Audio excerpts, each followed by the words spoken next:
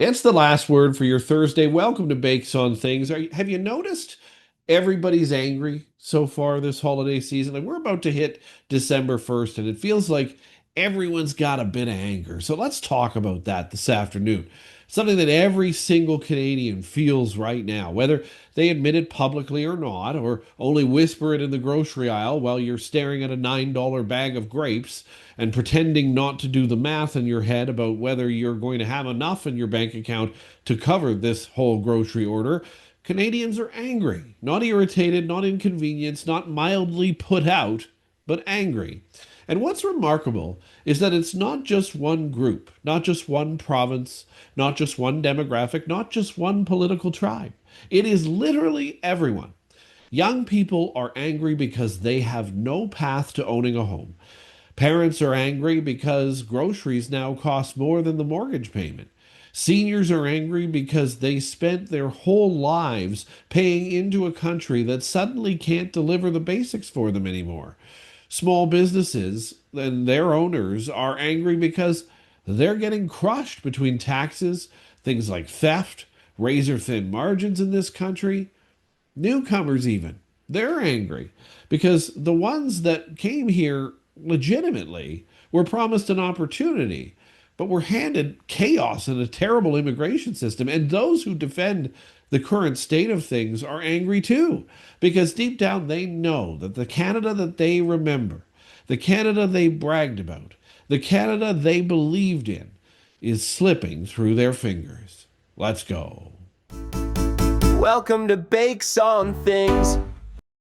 Welcome back to Bakes on Things, the last word. Don't forget to like, subscribe, and of course, join the conversation. Here's the thing the media doesn't want to say out loud. This anger in Canada isn't irrational. It isn't imagined. It isn't manufactured by social media, foreign interference, or misinformation, as they love to go to. It is rooted in lived reality. Canadians are looking at their lives and realizing that everything costs more, everything delivers less, and everything requires a workaround.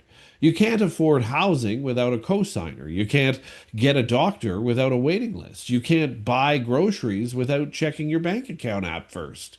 You can't fill up your car without wincing. You can't raise a family without sacrificing things your parents never had to sacrifice. And you can't question any of it without being told that you're dangerous, that you're extreme, that you're unhinged or uneducated, or that you're manipulated. Now, let's start with the thing that hits the hardest for most Canadians, and that's our groceries. It's Christmas time, it's the holiday season. No matter what you celebrate, Canadians are furious about food prices, and for good reason. People are walking into the same grocery stores this holiday season that they've been shopping at for the last 10 years and seeing the exact same products for double the price. They aren't reading abstract inflation charts. They are staring at the price of bread. They are choosing between real cheese and the plastic wrapped slices that taste like something you made in kindergarten and tried to eat. Not that I did that. They are watching security guards now stationed in the produce section as if zucchinis have become classified military technology. And they are watching politicians and media anchors tell them inflation is cooling while their debit card screams in pain. Nothing makes people more furious than being told they aren't experiencing what they are experiencing. How many times have you been told you're not feeling that way when you're feeling that way? It drives you crazy, doesn't it? Now the country's doing it. And then there's housing, the single biggest source of generational rage in this country, in the history of this country. Young Canadians aren't just frustrated. They feel betrayed. They did the things they were told to do. They got their education. They got a job. They worked hard. Be responsible. Don't be entitled. And yet, they will never, not maybe, not possibly, not statistically, unlikely, but never be able to afford what their parents afforded working retail, let's say. When a country breaks the promise of upward mobility, anger becomes inevitable. And Canadians are now realizing that the housing crisis isn't an accident, it's a policy choice. The government pumped demand. The government choked out supply. The government imported record population growth without building the infrastructure to prepare itself for that. And the government now pretends to be shocked at all of these results. How did it possibly get this way? Well, people aren't stupid. They see it, they feel it, they live it. And honestly, all political parties and all political stripes are living it. And let's talk about healthcare, the sacred cow that politicians love to wave around like a holy relic while ignoring the fact that the system is collapsing in real time right before our eyes. Canadians are angry because they can't get a family doctor. They are angry because emergency rooms are closing due to staffing shortages. They are angry because they pay some of the highest taxes in the world and are told to be grateful for hallway medicine. The rage comes from the disconnect here, the disconnect between the narrative and, of course, the reality you live every day. When you wake up this Christmas morning, you're going to feel it, but the politicians won't.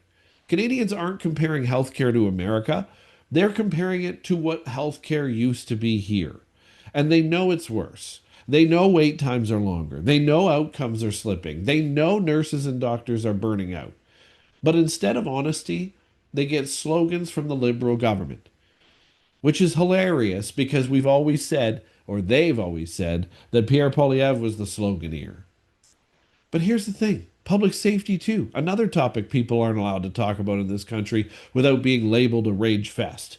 Canadians are angry because shoplifting is now treated like a hobby. They are angry because businesses are locking up deodorant like it's Tiffany jewelry. They are angry because they see videos of repeat offenders walking out the door while police shrug and Crown prosecutors wave them on right through. Canadians were raised to believe that we lived in a safe, orderly, respectful society in this country. Now we watch social decay, and we're told that's not what you're seeing. Just don't look at it. Hey, the news didn't report it, so it's not happening. Have a look elsewhere. And here's where the anger deepens into something more powerful because the feeling of being gaslit is irritating every Canadian. Canadians are angry because every time they point out what's happening, the government and the media tell them they're wrong. They're told inflation is transitory. They're told grocery prices are global forces. They're told housing is expensive because Canadians have too much money. They're told crime is a perception issue and it depends on your community. They're told taxes are going up for their own good. They're told immigration levels have no impact on housing, healthcare infrastructure, or wages. Even though they can literally see all of it, see that strain with their own eyes in real time. Gaslighting fuels anger, like gasoline fuels fire. When someone tells you not to believe your own experience that you're going through, the resentment becomes volcanic. Now, let's talk about seniors for a second. We've talked about it in a few episodes already because seniors' anger is real and growing too. This is the generation that built the tax base that they steal from, built the infrastructure, built the institutions, and now they are watching pensions erode, savings evaporate, the cost of aging explode. They are watching the government steal this money. They are angry because they feel discarded. They are angry because the country they built seems to have forgotten them. They are angry because they are told they are privileged when many of them are choosing between medication and whether or not to heat their house or apartment. And they are angry because politicians hint at raising pension age or clawing back benefits while spending billions abroad in places like Ukraine, on vanity projects, or on consultants who make more in a month than many seniors make in a year. How much is it costing this country to move Chrystia Freeland to the UK? Add to all of this the anger from taxpayers who are feeling like they are being absolutely fleeced right now. People earning $55,000 a year are paying more tax than multinational corporations attached to our prime minister with offshore accountants. Trades workers are paying more at the pump so politicians can pose for photo ops without climate progress whatsoever. Small businesses are getting audited while billion-dollar programs evaporate without records. Canadians aren't mad because they hate taxes. I mean, nobody loves taxes anyway, but they're not mad about it for this reason. Canadians are mad because they see waste and corruption and theft and incompetence and priorities that make no sense whatsoever. Then there's a whole different layer to this altogether, and that is cultural anger. Yes, we're going to talk about it. Canadians feel silenced, they feel judged, they feel like disagreeing makes them a villain in this country. They feel like the media treats them like children who must be managed. They feel like government treats them like livestock to be herded. And let's hope we don't become ostriches. They feel like experts talk down to them instead of listening to them. And that creates resentment that lingers, sharpens, and eventually snaps in a country. And what about national identity itself? Do we even have one anymore? Canadians are angry because they don't recognize their own country at this point. Not because of diversity, but because of dysfunction. Not because of change, but because of decline. Canadians were raised to believe we were competent, we were stable, respected, and quietly strong. Now they feel we are mocked, ignored, unserious, unprepared, and governed by people who mistake hashtags for leadership. That kind of disappointment becomes anger, especially when citizens feel powerless to reverse it. But here's why all of this matters to you, especially as we wrap up 2025, which has been tumultuous to say the least. Anger doesn't just sit still, it either turns into apathy or it turns into political realignment. Right now, Canadians are at the fork of that road. If anger becomes apathy, the country continues to decline because nobody believes change is even possible anymore. If anger becomes civic engagement, accountability, and democratic pushback, everything can change. We're heading into a new year. Everything can change fast. The people running this country are terrified of the second option. That's why they try to pathologize anger. They call it extremism. They do that for a reason. They call it misinformation. They call it foreign influence. They call it dangerous. Because if Canadians ever realize that their anger is actually justified, shared, widespread, and powerful, the political class is finished here. Canadians are not angry because they hate Canada. Liberals cannot tell conservatives they hate Canada for not supporting this prime minister. It's ridiculous.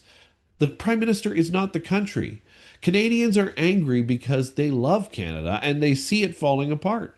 Anger is not the problem. Anger is the alarm bell. Anger is the siren. Anger is the wake up call. Anger, my friends, is the proof that Canadians still give a shit. The real danger isn't that Canadians are angry. The real danger would be if Canadians stopped being angry, because that would mean they gave up. And I'm not giving up. Are you? And that is why this moment matters the most. It matters because anger can be the beginning of a renewal. It matters because anger can force honesty. It matters because anger can break media narratives. It matters because anger can end political careers that need to be ended. It matters because anger can unite people who disagree on everything else. Canada is not beyond repair, but it is beyond denial. And the sooner our leaders realize that Canadians are done being patronized, dismissed, minimized, and gaslit, the sooner this country can start turning a corner for once. So, to every Canadian who watches this show, I'm committed to be here with you all throughout 2026. Thank you for watching. No matter who you voted for, no matter where you live, no matter what you believe, your anger is valid, your anger is earned, your anger is patriotic. And if enough Canadians refuse to be shamed out of feeling it, then the people who broke this country will no longer be the ones who are running it. Thanks so much for watching Bakes on Things, the last word for your Thursday. Jump down in that conversation below and let's talk about it. If you're angry, are you angry for what reason? And your reason is valid. I can already tell you that. Don't forget to like, subscribe, and comment, of course, like I said, and we will see you tomorrow morning bright and early for the first sip. Happy Thursday.